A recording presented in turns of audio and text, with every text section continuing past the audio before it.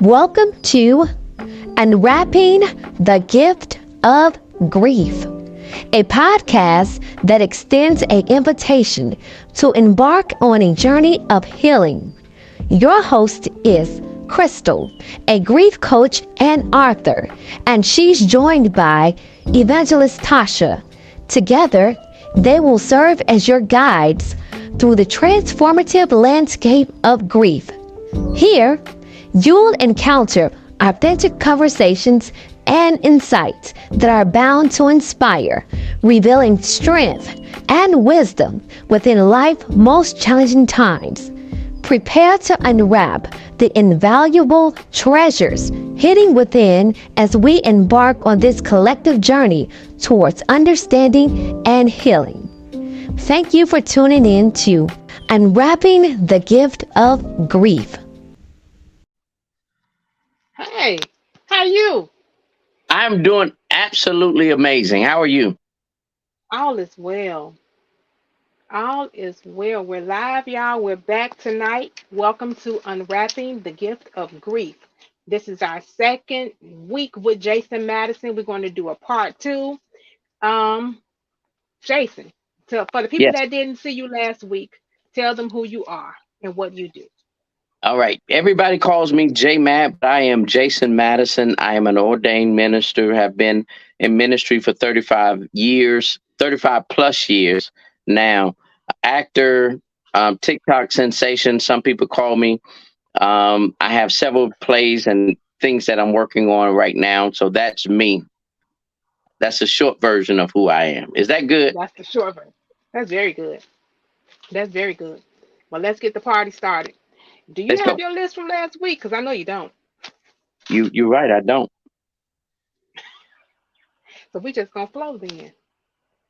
So we always open up with something fun. So this week we're gonna open up with tell me a fun fact about you that nobody really knows. Oh, man. I guess I gave away a lot of it already.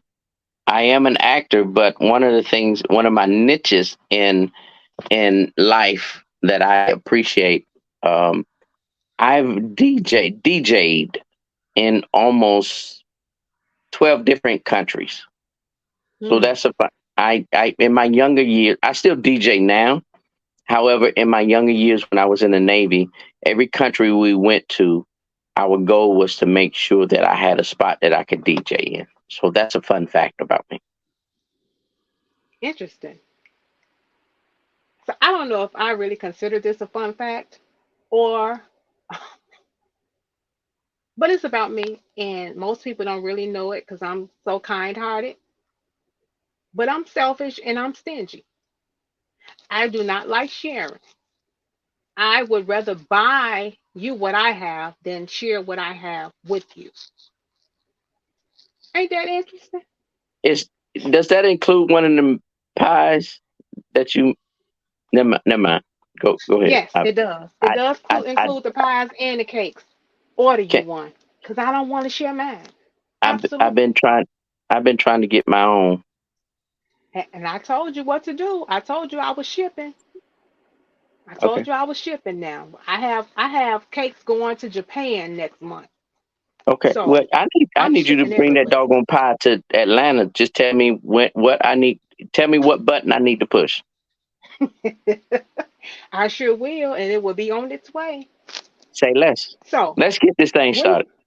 absolutely, absolutely. So last week we left off with do men grieve differently?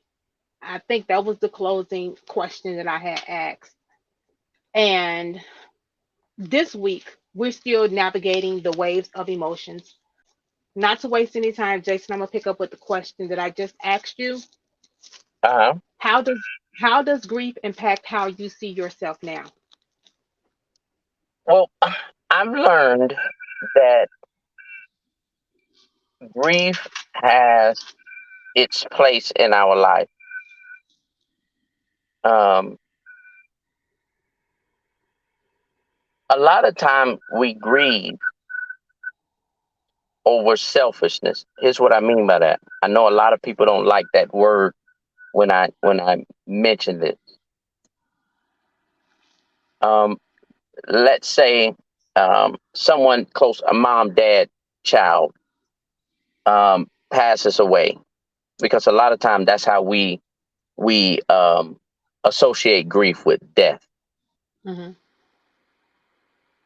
We want that person to always be with us.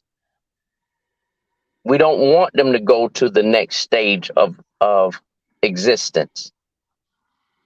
And so what happens is, um, because we become selfish, and there's nothing wrong with it. There's nothing wrong with it, because we're human.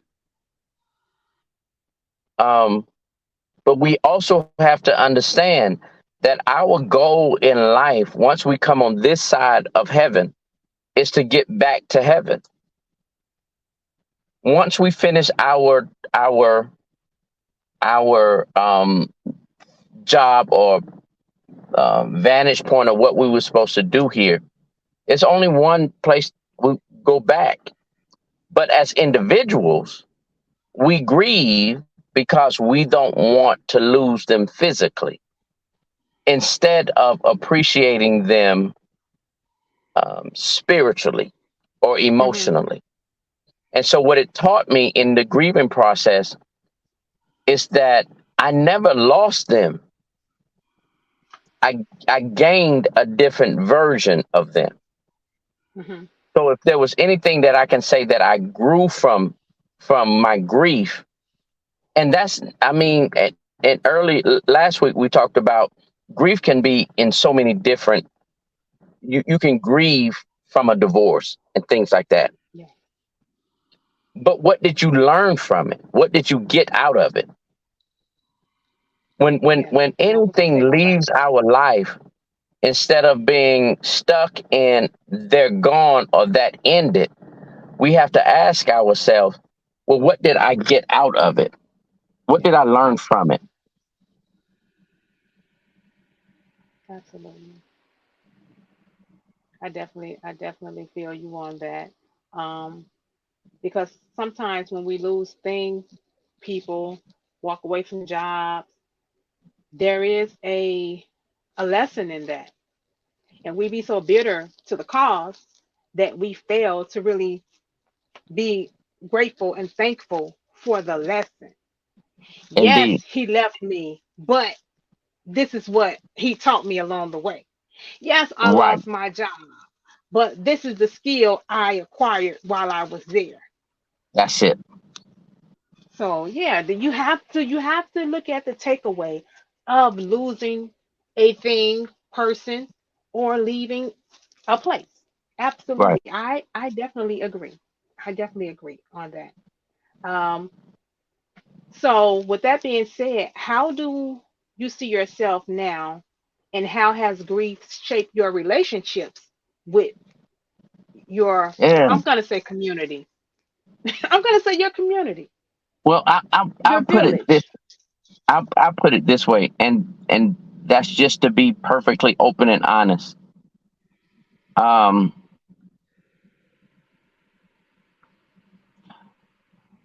because I did not like the feeling of losing, I'm very, I'll use the word sheltered, so that I don't feel that pain again. However, I had to get to the point now in life, within the last few years, I can't be sheltered if I am going to get what I need to get from everybody that is connected to me. Hmm, that's good. Because a lot of times what happened in grief is, because I don't want that feeling again. I don't want to put myself in that position again. And so what I've done in the past is, I'll let you get this close, but once you get this close, this is your limit. But I don't get the true you. I don't get the true essence of what I'm supposed to get from you when I do that. Hmm, interesting. Interesting.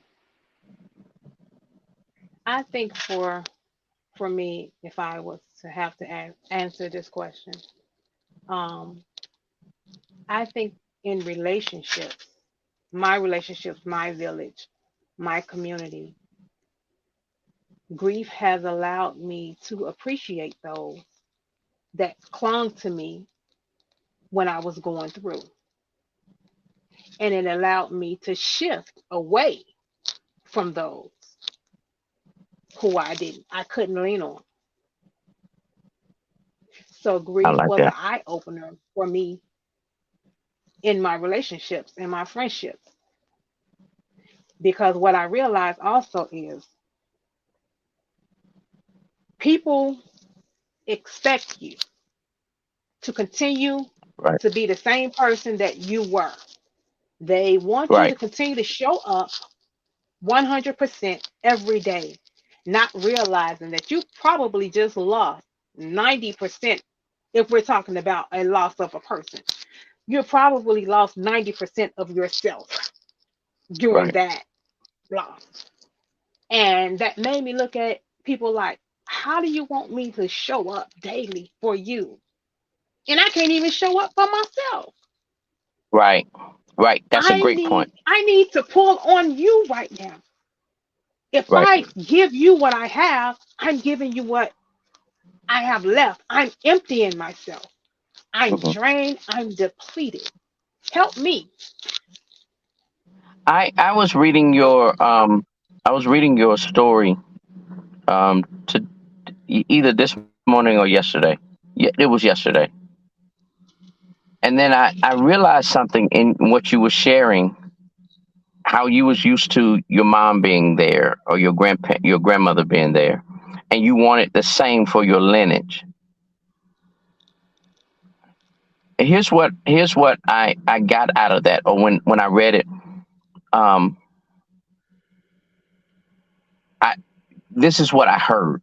This is what I heard because I'm the same way. And then God said, God said to me, "Do you want the next person in your shoe that's gonna have to stand in your shoes to feel like you feel?" When I move on, when I transition, do I want my sons to be in a position where they can't operate? I had Mm, a real good friend of mine, and when she lost her dad, it was so bad that she ended up having to go to get some mental help, like logging into a mental place. And I said to myself, I don't want my sons to have to do that. mm, And so I had to reevaluate grief, because when I reevaluate grief, I have to say, when I leave or when I transition, and I'm minimizing it to death, physical death. I'm minimizing our mm. conversation to that. When I transition, how do I want my kids to keep moving on? I don't want my kids to be in a position where they miss me so much that they can't function because they miss my physical being, but have neglected our being. Mm. That's good. So that's one thing. That, That's one thing. If it's anything that taught me, and it would be that conversation where God said, when you pass, do you want your children to be like this? Do you want your grandchildren to be like this? Or do you want your children and your grandchildren and your great grandchildren to say, Pop that was my dude there. He brought so much joy. And so I'm going to add whatever he brought to my life. I know I don't have him physically, but I have him in other aspects of my life. so Grief, it's grief, interesting. grief it's easily, I use that term loosely. Let me use another word. Grief can be conquered when we stop getting to the point of we only look at what we lost Mm-hmm. instead look at what we gained by that person being in our life. That's true.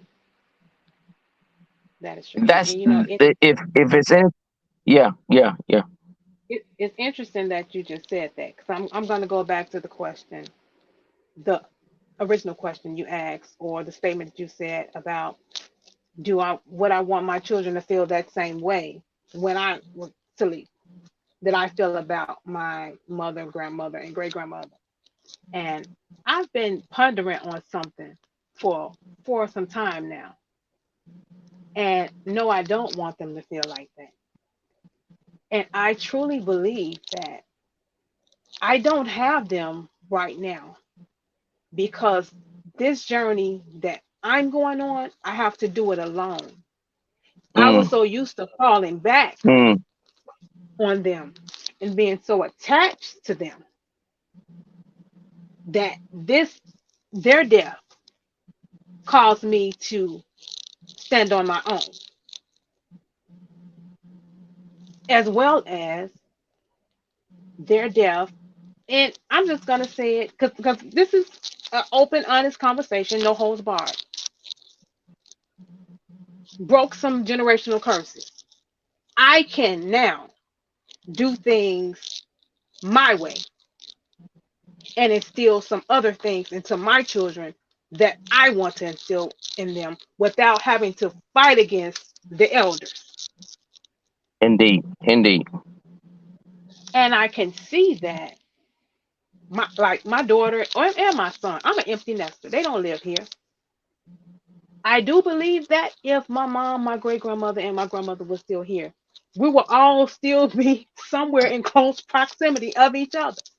And they wouldn't have gotten the chance to live their best lives because they would have felt like, oh, I have to be here.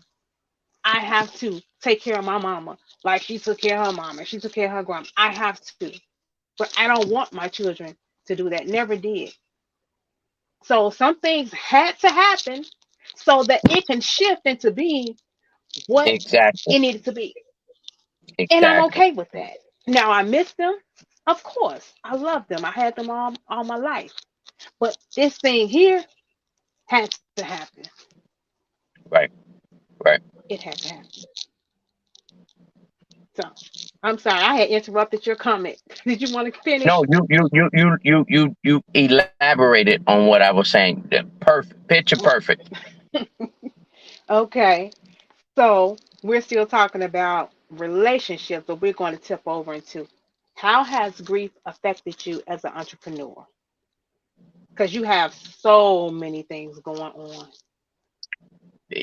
That I love that question. I absolutely love that question. And the answer to it is this: it taught me to enjoy my moments.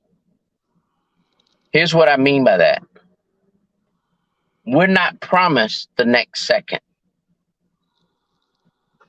And so my life that I live today is based on enjoying the moment that's in front of me. If I want to share something with somebody, if I want to live a certain way, if I want to do a certain thing, I'm not going to allow grief or anything else to disturb my moment. Because what grief has taught me is when if I blink my eye, existence can cease.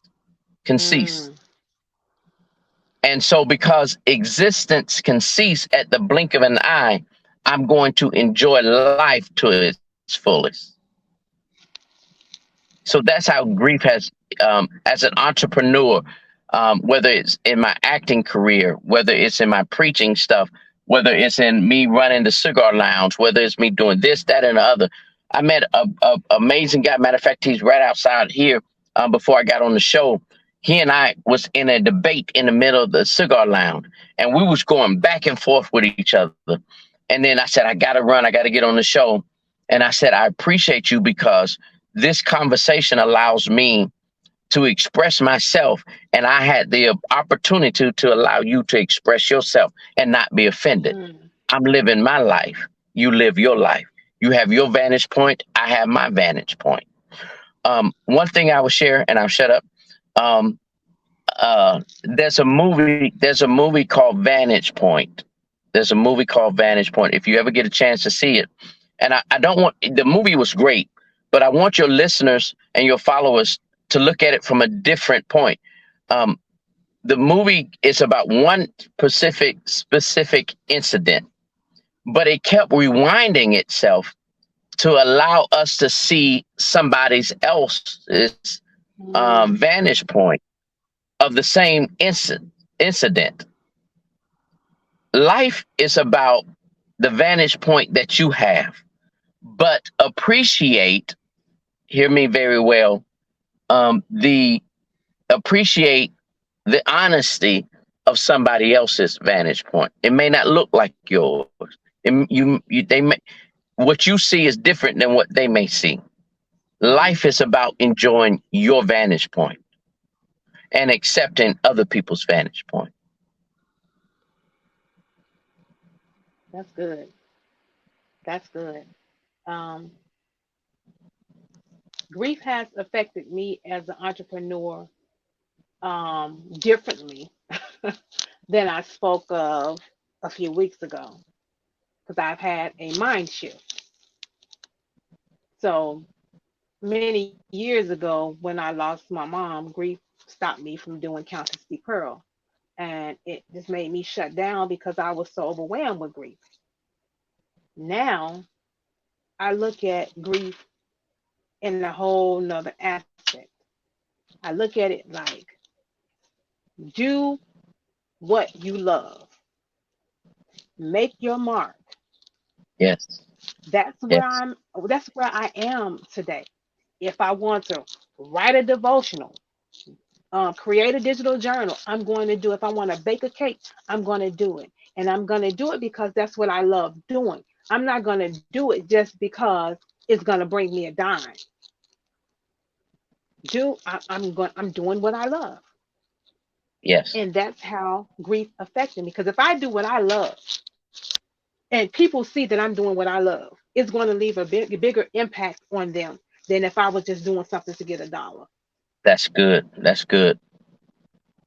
And what I love is going to be my legacy. Because when I leave here, they're gonna be like, oh, she knows she can bake some cakes. Oh, Right. she knows she can write some books. Oh, she knows she can design this. Oh, Right. she knows she can do this. Yes, do what Right. I love. You got something else on that question? No, I absolutely love you. You helped me out with that. I appreciate that. No problem. Um, we're talking about shaping ourselves within grief. Um, I'm gonna ask you this. What helped you maintain healthy connections?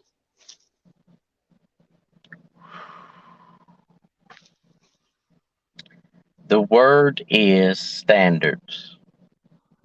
Standards and boundaries. I was just gonna say boundaries. Standards and boundaries allows me. I tell people this. I said, paint your picture of what you want your life to look like. So that when other people enter your life, you get to grab that person and hold them up against your picture and say, yeah, this is enhances my picture. It enhances what I got going on. Or, nah, that ain't for me.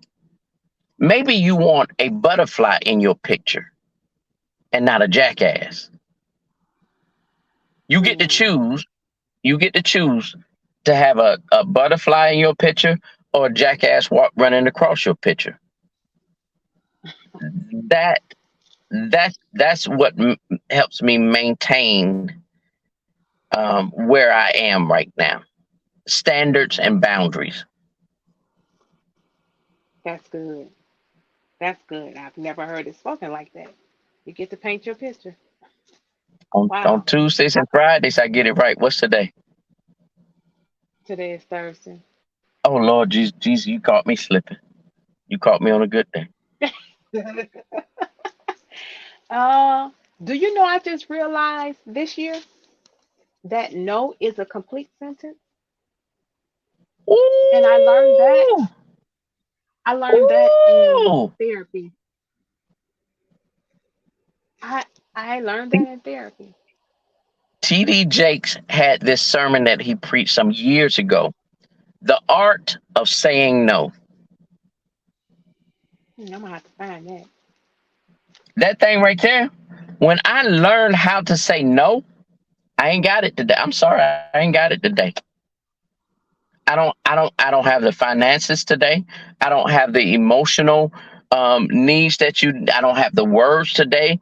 No, today I can't do it. When I learned to finally say no, today is not my today. You can't.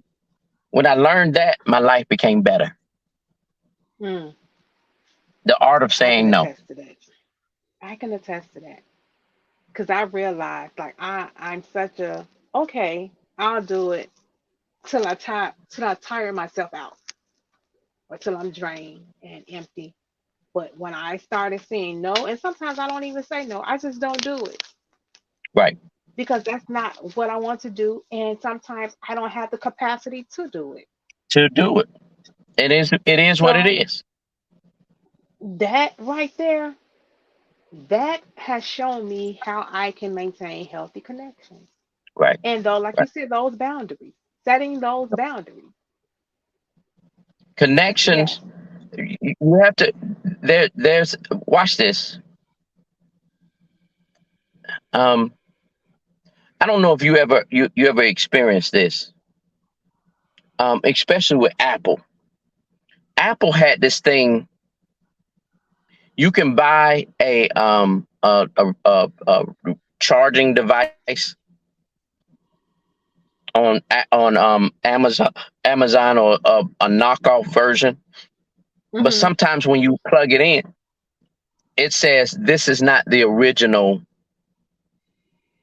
plug, so Mm. we can't charge you. I can't use this.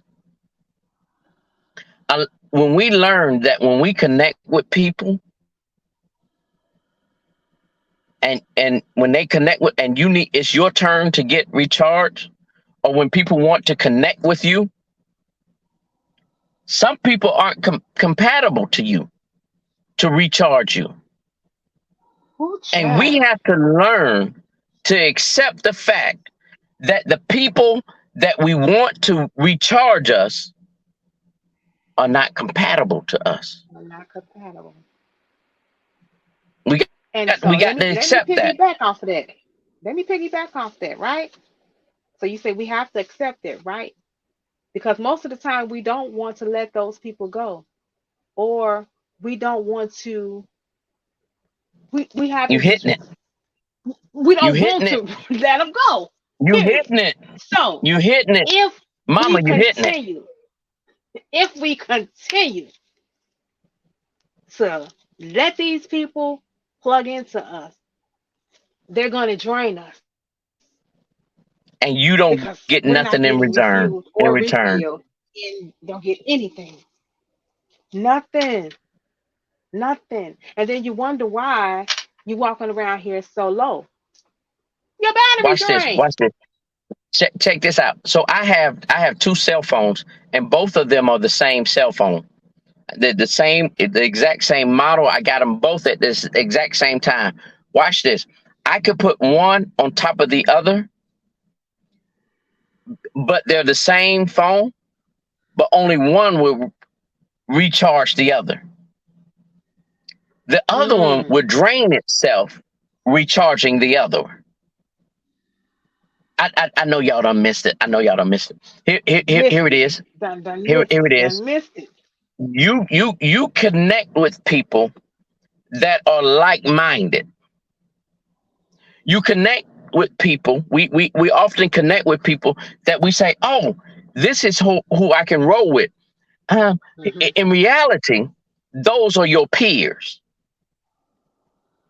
They're not. There are three different types of people that we're supposed to sow into. And I know I'm all the way left now in your conversation. It's I okay. apologize, It's but okay. It's I want okay. to help somebody else. There are three different types of people that we should have in our life. The first type of person in our life is somebody that you can sow into, that you can charge, I'm that taking you can notes. give energy to. The second type of person that you need to be connected to is somebody that is very much similar to you. They understand what you're going through. And you all can get to bounce each other. You bounce ideas and thoughts off of each other, but y'all are not looking for anything from each other. The third type of person that you need to be connected to is somebody that can sow into you. And that's where we miss it. A lot of times we think that we got to be the number one guy. In reality, we need somebody in our life that's going to sow into me. And I don't have to be the smartest person in the room. No. I don't I have just to. want to be in the Watch room. this. Watch this, ladies. Ladies and gentlemen, watch this. I don't have to be the strongest person in my connection. Sometimes I need somebody that I can pull their cord and they plug themselves into me. Yes. That's Instead good. of me taking my cord and plugging it into somebody else. That's Because good. we have these things called portable chargers, where you plug the portable charger into the wall and let it get charged. But watch this: you take that portable charger, put it in a bag, and when your phone is dying, you pulled out that portable thing that has already been charged. Mhm. Sometimes I'm not the charger; I'm the chargee. Come on. I'm done. I'm done. I'm done. I see already. You and I, we're gonna have a Come on. great. We we we're gonna take this thing to a whole different level. Come on now. Say that one more time, Jay. You're not the charger. You the what? Say that again. You say you're not the charger. You the chargee. You're the chargee. Ah, I like I that. I I, I heard something. I heard something on social media that blew my mind. Here it is. I'm looking for a What does that mean? I'm Mm, already I'm already happy. I'm looking happy. to be happier. Mm. And So see, you know the what? happy is already there. That's it. That's it. Anybody that I connect with is the Is the I'm at peace. I need er. I'm done. yes. I'm done. I'm sorry. I gotta get I gotta And go ahead.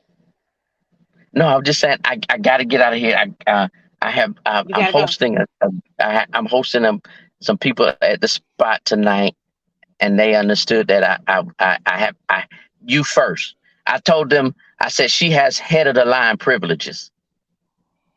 All right now. Well, we pretty much wrapped up, but I am going to I'm going to ask this last question, and we're going to wrap this up. Okay. Um, if you had 1 minute to talk to your loved one, whoever that may be, what would you say? I would say to my grandfather, thank you for teaching me how to be a man. Now you got me in tears. Why did you ask that question?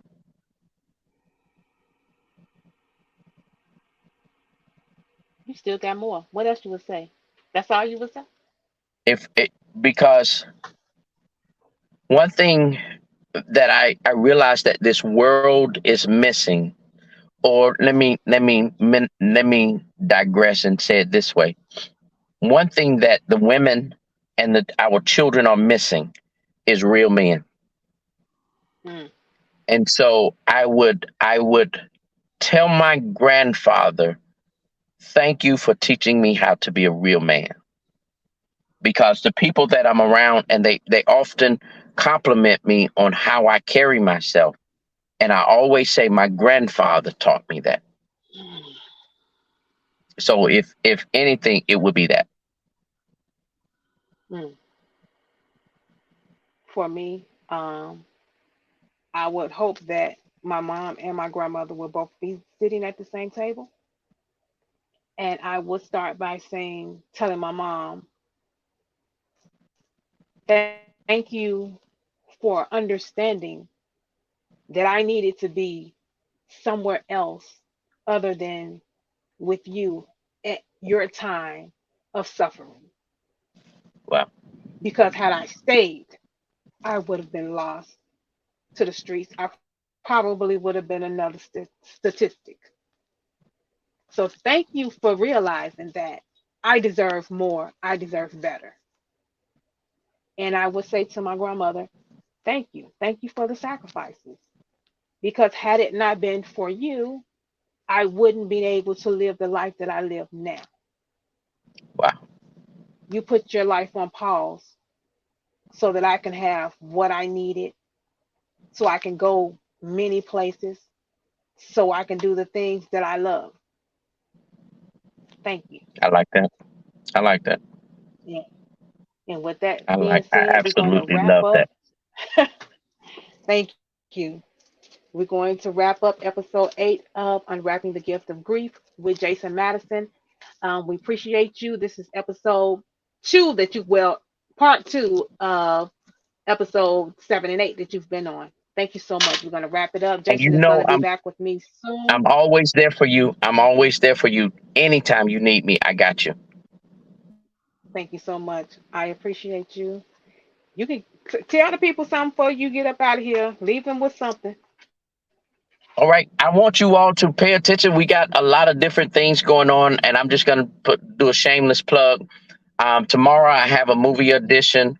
I have another things that we're gonna redo a play that I was in a couple of years ago, which is now being picked up as a movie. Um, so I got a couple of things. So I just want you all to pay attention to that. The reason why I brought that up is to say this: I'm 50 years old, and my life, the Bible tells us our latter should be is going to be greater. I'm living my greater now. I don't care how old you are. You still, if you still got breath in your body, you still have time to follow your dreams. That's what I'm doing. I'm living my dream.